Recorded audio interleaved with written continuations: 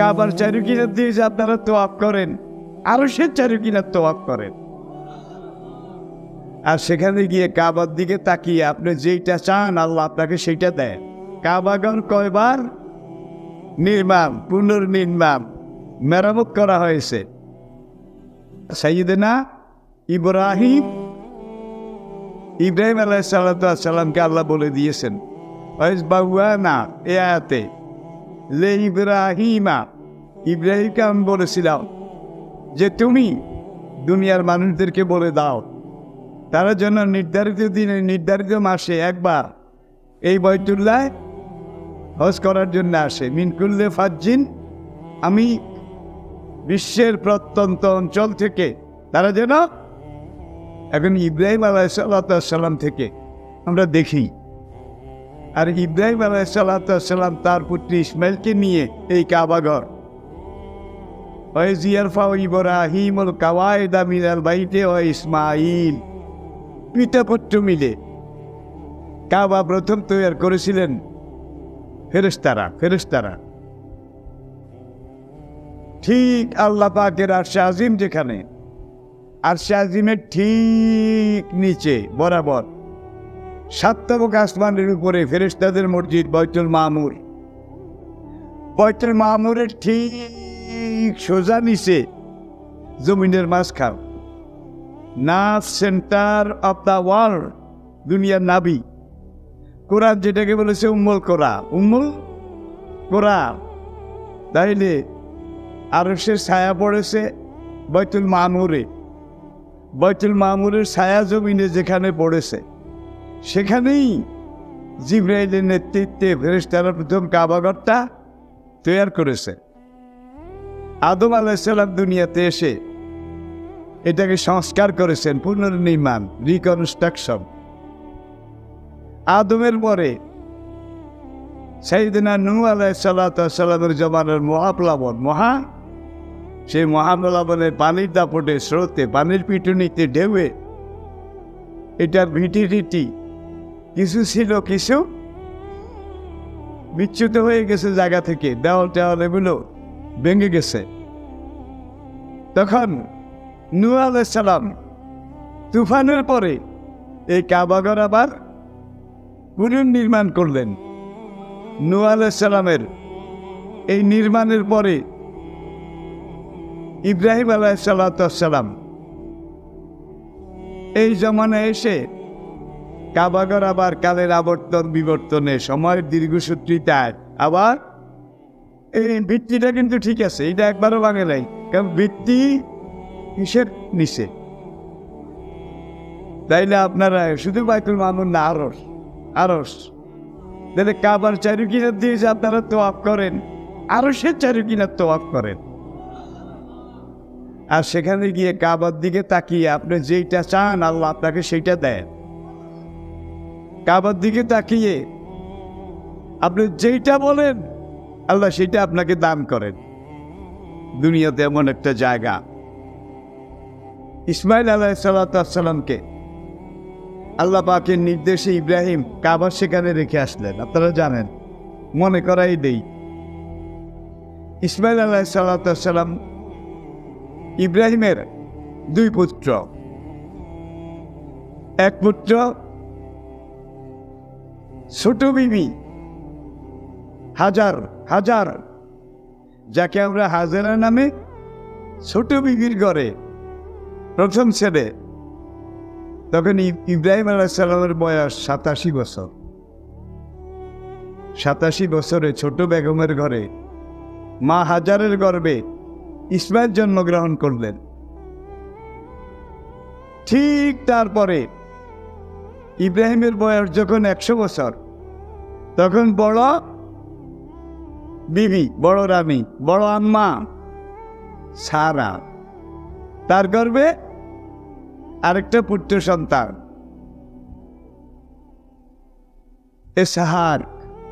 ইসহাক। এই তাফসীর ঐতিহাসিক বর্ণনা অনুযায়ী দ্বিতীয় ছেলে ইসহাক প্রথম ছেলে ইসমাইলের চাইতে বয়সে 13 বছরের জুনিয়র, ছোট ছিলেন। আল্লাহর নির্দেশে ইব্রাহিম আলাইহিস সালাম ইসহাককে, ছোট ছেলেকে, বর্তমান ইরাকের উত্তরাঞ্চল যে বর্ডার সিটি, একটা শহর মোসেল, এই অঞ্চলে একটা এলাকার নাম মামফাস, মিম ফাসিন। বাইবেলে এই এলাকাটার নাম মাম, MUMP, মাম। আর তাফসিরে আরবি ভাষায় মামফাস, উত্তর ইরাকের এখানে। আর নমরুদের বাড়ির ধ্বংসাবশেষটি এখানে, যেখানে ইব্রাহিম সেখানে নমরুদ, যেখানে ফেরাউন সেখানে মুসা, কি যেখানে মুহাম্মদ সাল্লাল্লাহু আলাইহি ওয়াসাল্লাম সেখানে আবু জাহেল। আছে না নাই? আগেও ছিল, এখনো আছে, কিয়ামত পর্যন্ত থাকবে। আমি কি বোঝাতে পেরেছি? ইব্রাহিম ইসমাইলকে নিয়ে মেরামতের পরে ইব্রাহিম তো দুনিয়া থেকে চলে গেলেন, ইসমাইল মক্কায় থেকে গেলেন। কাবাগরের উত্তর দেওয়ালের সাথে একটা ঘুরানো দেওয়াল আছে, ঘুরানো এইভাবে। আপনারা মানচিত্রে দেখেছেন, যারা গিয়েছেন তারা তো এটা সহই কিন্তু কাবা তওয়াফ করতে হয়, এটা সহ। ওই ঘুরানো দেওয়ালটা, এটার নাম হাতিম। এই হাতিমের এই ঘুরানো দেওয়ালের মাঝখানে ভিতরে শুয়ে আছেন আম্মা জান হাজেরা এবং তার ছেলে ইসমাইল আলাইহিস সালাতু ওয়াস সালাম। এই দুইজন এখানে শুয়ে আছেন। ইসমাইল বিয়ে করেছিলেন জজিরাতুল আরবের মক্কা থেকে কিছু দূরে একটা জায়গা, সেই জায়গায় একটা কওম বাস করত, জোরহম। এই জোরহম বংশে বিয়ে করেছিলেন ইসমাইল। এই বনু জোরহমের লোকেরা পরবর্তীতে কাবাগর এটা সংস্কার করেছিলেন, বনু জোরহম। এইটার পরে আর মেরামত হয় না, এইটার উপরেই ছিল। হুজুরের বয়স 6 বছর, আম্মা চলে গেছেন, দাদাও চলে যাচ্ছেন, এখনো আছেন। দাদা আব্দুল মুত্তালিবের নেতৃত্বে কুরাইশ নেতারা কাবাগর মেরামত করে। এটাকে বলা হয় বেনায়ে কোরাইশ। সবাই পাহাড় থেকে পাথর আনে, নবীজিও আনেন। এখন দেখা যায় কেউ মালকোসা দিছে, কেউ বাগাগুস। নবীর পরনে একটা তহবল, বয়স 6 অথবা 7 এর মাঝে। এখন পাহাড়ের পাথর মাথায় নিয়ে নবীর মাথা এক জায়গায় কেটে গেছে। পাথর তো ভারী জিনিস। কুরাইশে একজন নেতা, তিনি এসে বললেন, বাবা তুমি এত ছোট মানুষ, তুমি পরনের তহবনটা খুলে এটারে বেড়া বানাও, লুঙ্গিটাকে মাথার বেড়া বানিয়ে তারপরে পাথর মাথায় লাও, তাইলে তোমার মাথায় আর জখম হবে না। হুজুর আমি ন্যাংটা হইতে পারবো না। আল্লাহু আকবার। আমি ন্যাংটা হতে, তখন ওই কুরাইশ মুরব্বী এক টান দিয়ে তহবনটা খুলে ফেলেছে। হুজুর সেখানে ব্যবসায় পড়ে গেলেন। বয়স 6 বছর বা 6.5। তাহলে আল হায়াও শৌবাতুম মিনাল ঈমান। এই কুরাইশদের এই মেরামতের পরে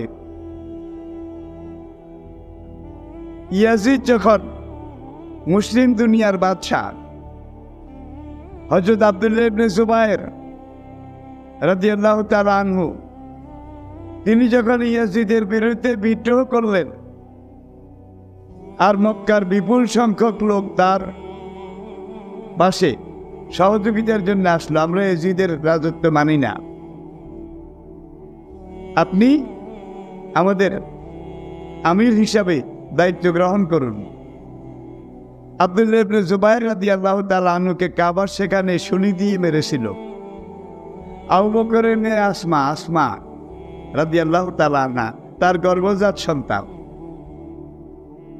জুবায়ের ইবনুল আওয়াম, তার সাথে বিয়ে হয়েছিল, যার জন্যে এই আসমা আর জুবাইরের সন্তানের নাম আব্দুল্লাহ ইবনে জুবাইর। তাকে কাবা সেখানে শহীদ করা হয়েছিল। আর বাইরের থেকে মর্টারের মেনজানিকের গোলা চারদিকের পাহাড় থেকে কাবার উপরে বর্ষণ করেছিল। কাবার দেওয়ালগুলো ভেঙে গেছিল। তখন ইয়াজিদ এটাকে আবার মেরামত করেছে। মেরামত করার পরে আবার উমাইয়া খলিফা ওমর ইবনে আব্দুল আজিজ, যাকে বলা হয় দ্বিতীয় খোলাফায়ে রাশিদ, তিনি মেরামত করেছিলেন। তার মেরামতের পরে বিশাল মুসলিম দুনিয়ার দুর্দণ্ড প্রতাপশালী এক বাদশাহ, যার নাম এই যে সেই বংশের নামটা ভুলে গেছি, যার গভর্নর ছিল হাজ্জাজ বিন ইউসুফ ওলীদ ইবনে আব্দুল মালিক মুসলিম দুনিয়ার বাদশাহ ছিলেন, আমির ছিলেন। তার গভর্নর ছিল হাজ্জাজ বিন ইউসুফ। আর এই হাজ্জাজ বিন ইউসুফ মোহাম্মদ বিন কাসেমকে সিন্ধুতে অভিযানে পাঠিয়েছিলেন, যখন একদল কাফেলা ব্যবসা করার জন্যে আরব থেকে এই সিন্ধু নদীর এখান দিয়ে তাদের জাহাজ নিয়ে যাচ্ছিল। একদল জলদস্যু তাদের জাহাজে আক্রমণ করে তাদেরকেও মেরে ফেলেছে, মাল সম্পদ লুট করে নিয়ে গেছে। তখন সিন্ধুর রাজা ছিল দাহির। হাজ্জাজ বিন ইউসুফ ওলীদ ইবনে আব্দুল মালিকের পক্ষ থেকে ফরমান জারি করলো যে আমার লোকদেরকে মেরে ফেলেছে, তাদের সম্পদ তুমি তোমার জলদস্যুদেরকে থামাও। জলদস্যু আজও আছে, কিন্তু এখনো আছে, নাই বোধহয় আছে। তোমার জলদস্যুদেরকে থামাও। রাজা দাহির বলেছিল, জলদস্যুদের ব্যাপারে আমার কোনো দায়িত্ব নাই। তখন ওলীদ ইবনে আব্দুল মালিকের পক্ষ থেকে বলা হলো, ও সেখানে রাজত্ব করবা, আর জলদস্যুদের ব্যাপারে দায়িত্ব নাই, তোমার রাজত্ব করার অধিকারী নেই। সেখান থেকে বাহিনী পাঠিয়ে এই প্রথম একজন তরুণ সেনাপতি, 17 বছর বয়স, মোহাম্মদ বিন কাসেম। এটা আরেক ইতিহাসের দিকে যাচ্ছি আমরা। এই যে হাজ্জাজ বিন ইউসুফ কুফার গভর্নর ওলীদ ইবনে আব্দুল মালিকের, হাজ্জাজ বিন ইউসুফ এটা মেরামত করেছে। তিনি ইমাম বুখারী পর্যন্ত ফেরেশতাদের থেকে শুরু করে হাজ্জাজ বিন ইউসুফ পর্যন্ত কাম মাররাতান বুনিয়াতিল কাবাতা, কাবাগর কয়বার পুনর্নির্মাণ মেরামত করা হয়েছে। বুখারীতে 10 বার ওলীদ ইবনে আব্দুল মালিক পর্যন্ত। এরপরে এসে তো উসমানী খলিফারা করেছে।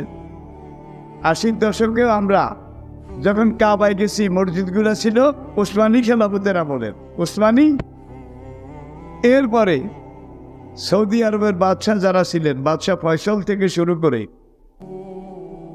আজ পর্যন্ত কাবাঘর, তাদের আয় অনেক বেশি, এটা অস্বীকার করা যাবে না। কিন্তু তাদের আয়ের বিরাট একটা অংশ এই দুইটা ঘরে তারা ব্যয় করে। একটা হলো কাবা, আর একটা মসজিদে নববী। আর এই দুইটার বরকতেই বোধ হয় তারা এইভাবে এখন খেয়ে যাচ্ছে, এই দুইটার বরকতে। যাই করুক, কাবা আর মসজিদে নববীর ব্যাপারে তাদের কোনো কৃপণতা, সংকীর্ণতা, হীনমন্যতা নাই। যে কোনো বাদশাহ আসুক বলে যে আগে এই দুইটা আপনারা কাবায় যান। এই যে আমি এই নভেম্বরে উমরায় গেলাম, কাবার প্রত্যেকটা মিনার, প্রত্যেকটা জিনিস, কাবাঘরটা মূল ঠিক আছে আগের ওই ভিডির উপরে, এগুলাকে রাজকীয়ভাবে কিভাবে করতেছে।